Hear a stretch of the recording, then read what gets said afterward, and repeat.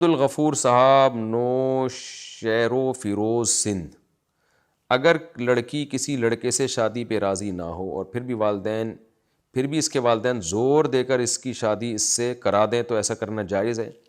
نہیں جی، ناجائز ہے، لڑکی کی شادی اس کی مرضی کے بغیر زبردستی کرانا جائز نہیں ہے۔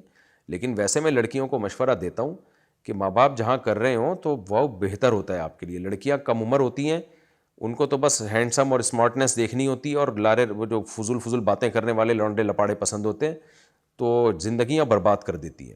تو باپ کی رائے کو اپنی رائے پہ ترجیح دینی چاہیے۔ بعض دفعہ آپ کو ایک لڑکا پسند نہیں آ رہا، لیکن آپ ابا کے مشورے پر وہاں کر لیں تو انشاءاللہ اچھا لگے گا، آپ کو پسند آئے گا تھوڑے دنوں میں۔ دماغ اور دل تو ہر تھوڑی دیر میں چینج ہوتے رہتے ہیں، یہ کوئی اتنا مسئلہ نہیں ہے۔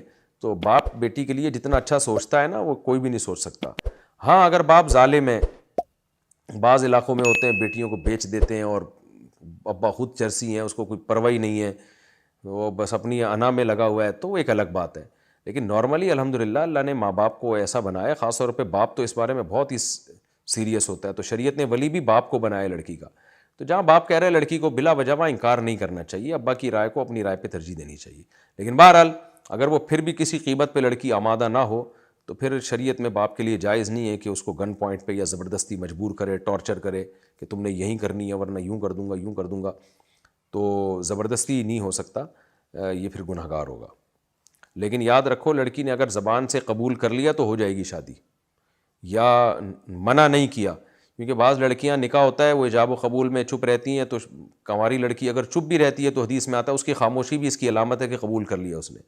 تو وہ کہتی ہے ہم نے تو جو ہے نا قبول کر لیا تھا، دباؤ میں آ کے ہمارا نکاح ہی نہیں ہو جائے۔ وہ منہ سے قبول کر لیا تو ہو گیا نکاح۔ تو اگر نہیں کرنا تو منع کر دو بھائی، نہیں کرنا، پھر قبول ہو ہی نہیں۔ لیکن نارملی ایسا نہیں کرنا چاہیے، لڑکیوں کو باپ کی رائے کو اپنی رائے پر ترجیح دینی چاہیے۔